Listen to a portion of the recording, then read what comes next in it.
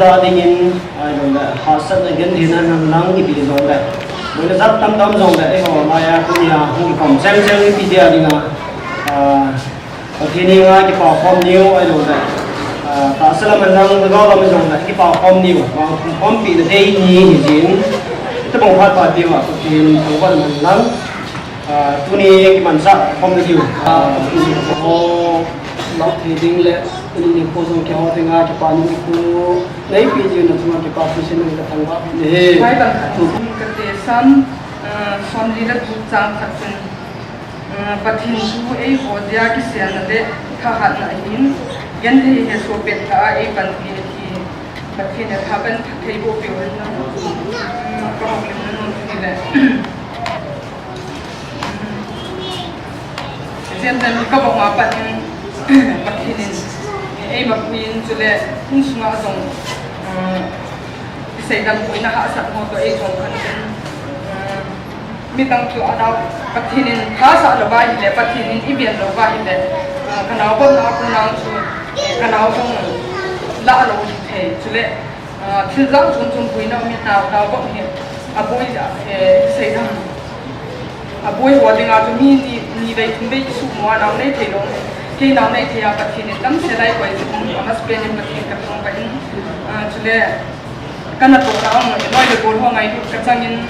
mà spend hi sẽ experience rồi mà chắc cái này lâu rồi mà nói được bốn thế họ ulen nào thế họ nó họ này even na experience rồi thì sale chỉ even ni mà sao vui được even phát trái nào mua dòng cái này thì nên mình sẽ có cần phải là ngày lúc ta không số cái gì even ulen nào thế họ bị họ phụ thế họ in anh thế họ u thế họ le agam te ho in na bon sabin in na chung si pa ki pa thu ka hin sein de thu na ti ma cha ka nei bin ki hon pa thin no ho jong phat the na ko so ke yo ti chu a chom lam da ka hin sei na ke phat jong ta te ki pa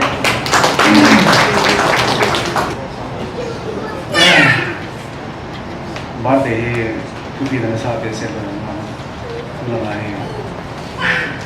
ida ge lai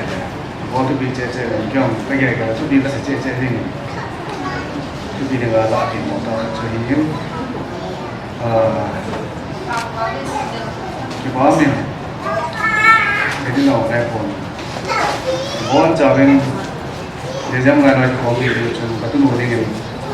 लिए ना अदम थे लेकिन चले नूर पामा यार थे ऐसा अभी aku usumi yang berapa itu, punya orang yang punya apa dia lo soalnya cantik dengan itu kan, yang lo tim dalam tim itu kasih lo mungkin jadi dong saya bisa pun, orang nak sih nanti apa macam sih dulu itu. Waktu itu juga buat jalan-jalan pasar pan, alam macam singgung nanti. Lagi pada.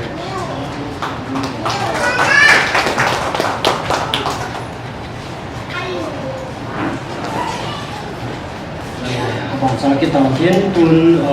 jajan api dia ni niling yang nak cincin mana ada, pikir dia.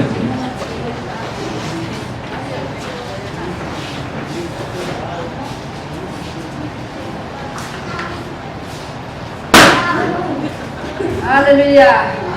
Jilo hela na dan na muna pa na ba yang kita itu ahin kan. Ipit dengan kita itu kita lo yang pasien hati bona. Katute ho ni da sokta ka omen. Itu lo ka ba la na ba ki. In no ka man da ba kita itu ahin. Jejam muin happy hap da pin konan boleh. Ano nang na ka puno na kan mo biya nang daw no le ati in. Hầu nó gọi này này để nó cứ mua trong nó mua cái này của in bạn để first bạn để nhận nó tết để mang người này như này con dạo một cái chỉ đầu tiên những cái thợ thợ thì cái nó mình chú kiếm ngày chú dùng kiếm một cái loại cùng bạn để không kiếm một chú đi trong cái kia là ra thợ mua ai mà nên nó rất là hồn nhau từ công ty nó gọi là cái họ cái phần giá mình sẽ đi học có cái gì rồi nó có lộ ra là gì amdal kan ni beta tam beta ke phalam ong ka san ki pa ong ka sai ai bangin ke yong pathin phat nei bo na den tu te ho ni ong ke so da nai dai ko ma phan ni kalau phat long son dok ta lo ko win ho ni sai ong ki mo kai lo ta lo ni na ka tu te ki ra ni ko ke ban ni o na na ka bil ki ta ko ni oi ko sa ka so dok te ko nai de alang-alang hal di dalam pathin phat nei bo na ni de tu ni in ta ya ka ma ni Kekipan jadi aku pakai ni kata le, device tak ada nabi memang tak pakai nabi pakai aku na ko sana tangkap tu helo kita bangsa memang pakai tak ada nabi kan kekipan jadi ni kenal dia di zalim pakai nabi sampaikan sampai ni abanin jejam dong, amin pakai ya jejam anu le pa pai na lai le lo en tu na ni kamu pa ni ka pa le je yen I masa kai le ke masa le tu ma tu ni en kan ko wen ka ong no ben na ba yen ai ji mo ai ji kam kami na mu kal so lo yen kita bang program ma hung zau ke le chong ka ke pa in kita Patinin ay dong sila ba ni yan kung patinda patin at kayo na ni Janet ay simpom di rin in simpom sa upa patin siyo ang barangala pa mama ingin patinin kumpak kate cheche ang kumpak he patin siyo akin ni yosi hi kiboy kibo ni yosi kibo ang kumpak kini ngay lúc rằng ako wa che kon pe ra Kopi kata ni pa mama ye di pa ni sa ni ni Bangalore kopi ay pat ni ke ho mama ye ni tam ta la to ni din ay ni tam ta ana to anda ati ang ma ngay lu na la mo ho yo si sa tu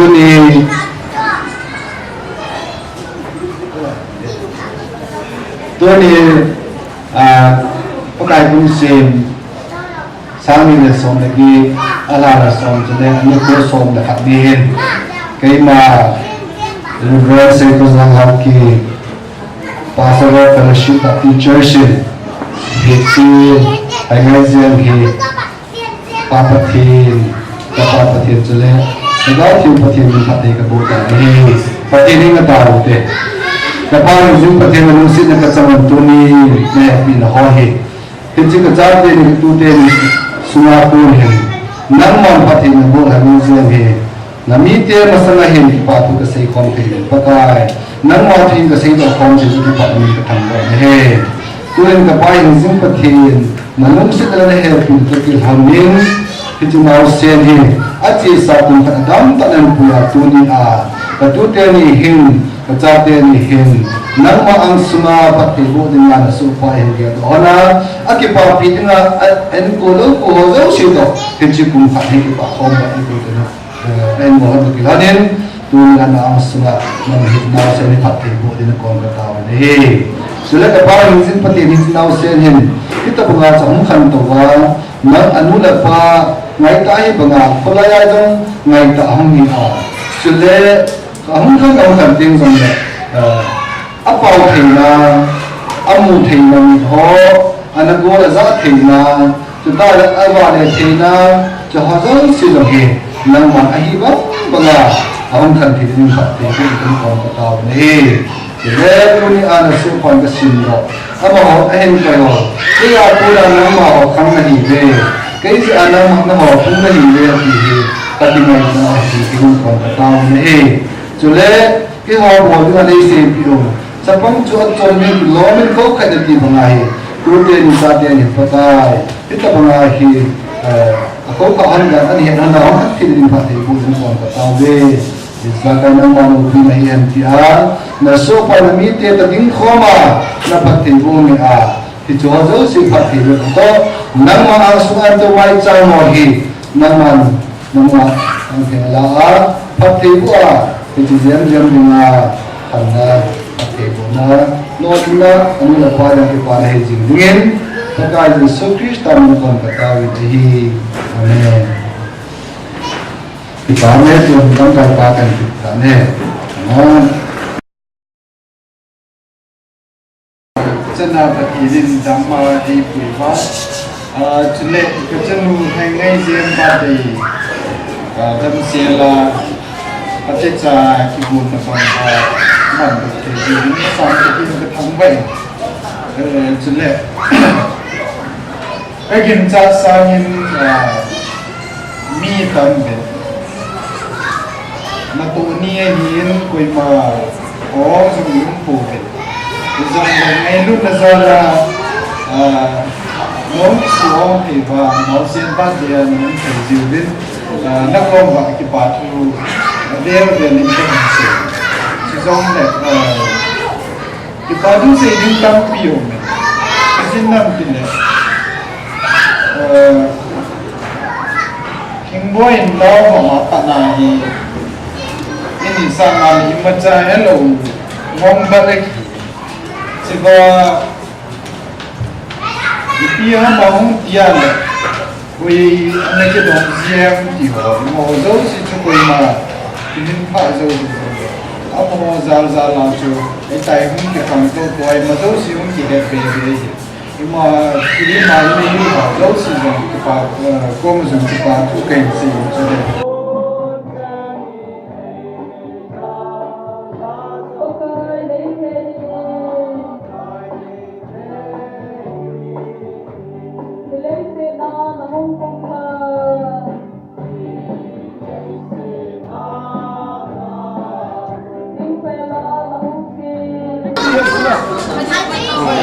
Happy birthday to